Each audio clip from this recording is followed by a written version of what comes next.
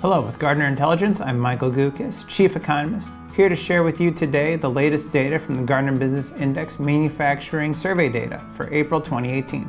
April's reading was unchanged from the prior month's reading of 58.9. This marked the fourth consecutive period in which the Gartner Business Index has maintained a level above the historic peaks reached in 2014 and 2012. The latest data indicate that the index this month was driven by production, supplier deliveries, and new orders. Of note from this month's data is that supplier deliveries set its third consecutive all-time record high. Looking at all of the index components and their trends through the first several months of 2018, Gartner Intelligence is confident that 2018 is still on track to be one of the best manufacturing years we may have seen since the beginning of records. Thank you for your time, and for more information about the Gartner Business Index and other events affecting manufacturing, please visit our website at www.gartnerintelligence.com.